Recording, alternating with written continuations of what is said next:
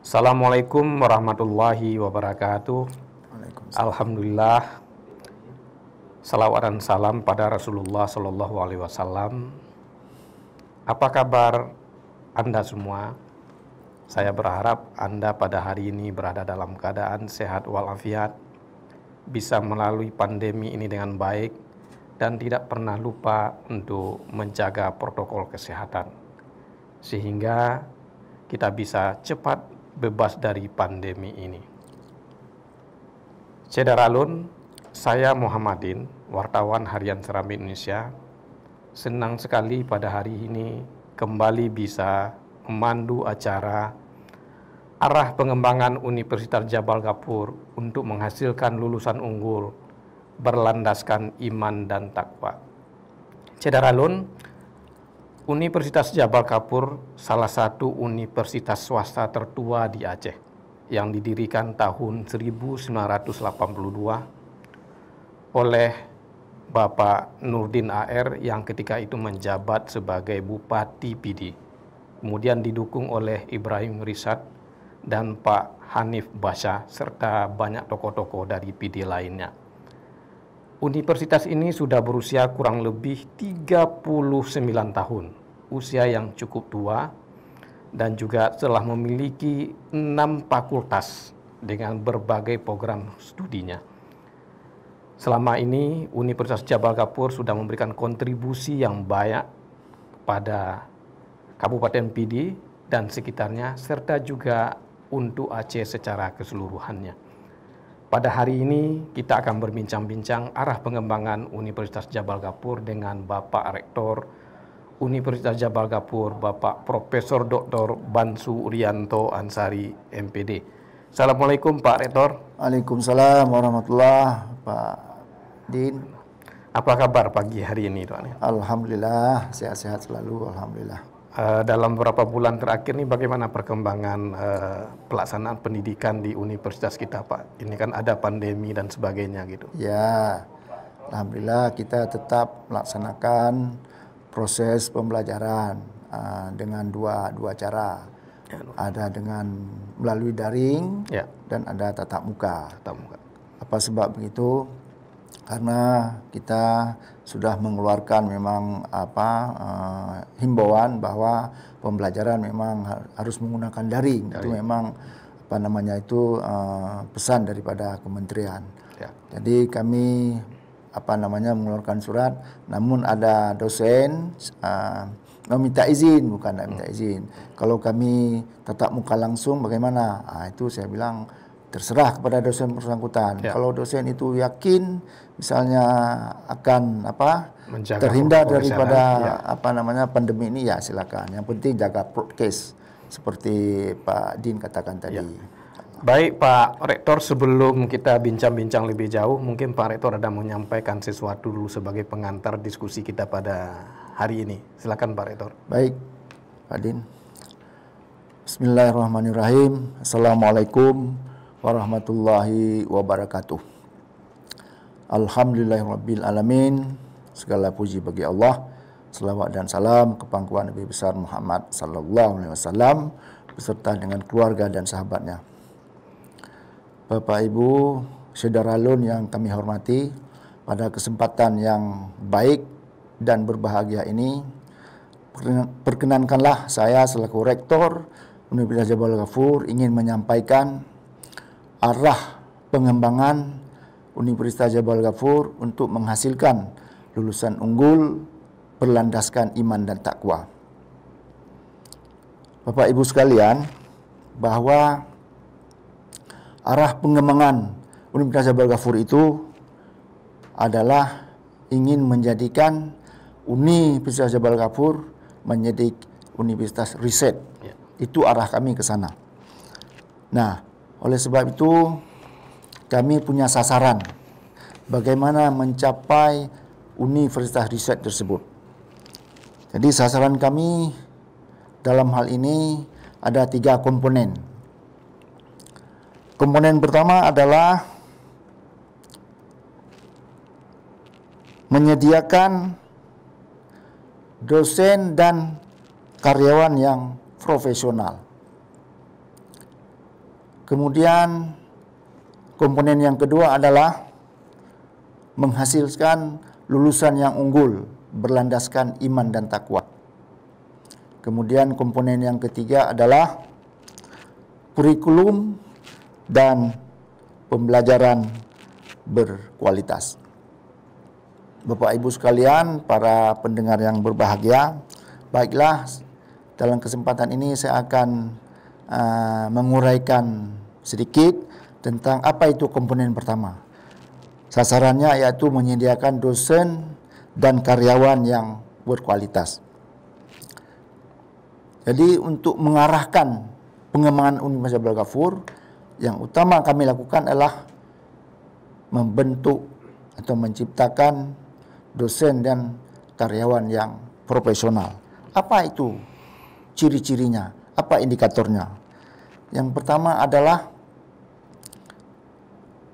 dosen itu setiap tahun itu meningkat luaran riset dan pengabdian kepada masyarakatnya. Luaran itu bisa jadi dalam bentuk artikel jurnal yang terpublish dalam jurnal baik nasional maupun internasional yang terindeks. Baik itu juga berupa buku, baik itu juga berupa teknologi tepat guna yang dapat diterapkan oleh masyarakat, baik itu naskah akademik. Yang kedua adalah dari hasil riset tersebut, dosen itu mengintegrasikannya dalam proses pembelajaran. Jadi dalam hal ini tidak terlepas antara hasil penelitiannya dengan proses pembelajaran yang dilakukan di dalam kelas bersama dengan mahasiswanya. Yang ketiga adalah dengan luaran dosen tersebut, dia akan mendapatkan rekognisi internasional. Misalnya menjadi reviewer pada jurnal yang terindeks Scopus misalnya. Ya. Kemudian yang keempat, dia melakukan kegiatan Tridharma perguruan tinggi pada perguruan tinggi yang lain. Dan lebih bagus memang itu yang kita ciptakan pada perguruan tinggi luar negeri. Artinya apa? Artinya dosen tersebut bisa dipakai menjadi dosen tamu di perguruan tinggi lain. Bisa menjadi keynote speaker pada seminar internasional misalnya. Bisa menjadi sebagai pembicara utama pada orasi ilmiah pada acara-acara ilmiah di perguruan tinggi lain. Juga menjalin kerjasama penelitian, pembuatan buku, dan pengabdian masyarakat dengan perguruan tinggi lain.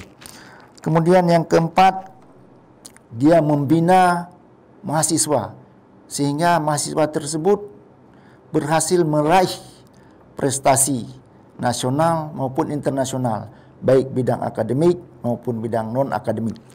Kemudian yang keenam, memiliki kompetensi yang diakui oleh dunia industri dan dunia kerja. Artinya, kalau sudah diakui oleh dunia industri dan dunia kerja, maka dia akan dapat digunakan oleh kedua lembaga tersebut sebagai praktisi di kedua lembaga tersebut. Itulah komponen untuk menciptakan dosen dan karyawan yang profesional. Kemudian apa itu komponen yang kedua? Komponen yang kedua adalah menghasilkan lulusan yang unggul berlandaskan iman dan takwa. Ya. Lulusan yang unggul itu tidak terlepas dari dosen yang unggul atau dosen yang profesional. Berkualitas, Pak. Berkualitas. Apa itu indikatornya lulusannya unggul? Yang pertama, mahasiswa tersebut dia memiliki prestasi baik bidang akademik maupun non-akademik, baik di tingkat nasional maupun di tingkat internasional. Kemudian yang kedua, dia memiliki IPK, Indeks Prestasi Kumulatif yang tinggi, lulus tepat waktu, dan berhasil mendapatkan pekerjaan sesuai dengan bidangnya, atau dia melakukan studi lanjut, atau dia berwira swasta dengan pendapatan yang cukup. Itulah indikator lulusan yang unggul. Sementara yang berlandaskan iman dan takwa bagaimana? Itu kami ukur pada suatu unit yang ada di Jabal Ghafur yang namanya Unit Pelaksanaan Pengembangan Pendidikan Agama Islam. Jadi unit tersebut dia akan melatih mahasiswa-mahasiswa tentang karakter moral. Apa itu karakter moral? Jujur, disiplin, religius, dan peduli. Jadi apabila mahasiswa sudah lulus di unit tersebut, maka dia syaratnya baru bisa mengambil mata kuliah pendidikan agama. Nah, itulah ukuran kami bahwa manusia tersebut unggul dan berlandaskan iman dan takwa. Kemudian satu lagi, yaitu komponen yang ketiga, kurikulum dan pembelajaran yang berkualitas. Nah, itu yang pertama adalah akreditasi program studi. Itu minimal baik sekali, kalau sekarang namanya B, dan akan ditingkatkan menjadi unggul, yaitu A. Kemudian dia memiliki jalinan kerjasama dengan perguruan tinggi lain, baik dalam negeri maupun luar negeri, baik itu dunia usaha, dunia industri, dan dunia kerja. Network ya. Yang ketiga, dia itu setiap dosen yang mengajar dalam kelas harus menggunakan pendekatan pemecahan masalah seperti project based learning.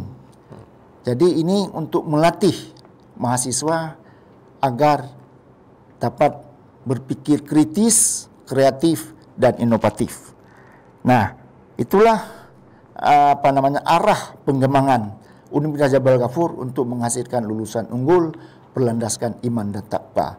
Demikian Pak Muhammad. Baik, terima kasih Pak Rektor. Ini kita mulai bincang-bincang lebih jauh. Pak Rektor, Universitas Jabal Ghafur ini kan dibangun sudah lama sekali, tapi sempat juga itu kurang aktif gitu ya kan? Iya, baik. Nah ini kira-kira kapan mulai aktif kembali nih, supaya lebih masyarakat kita lebih tahu gitu Pak? Iya, Masya Allah.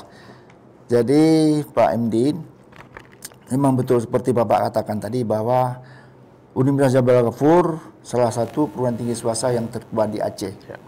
Ya, umurnya seperti Bapak katakan tadi ya sekitar 39 ya. Oh ya, saya juga nggak hafal betul itu. Ya, memang betul sekali itu yang tertua.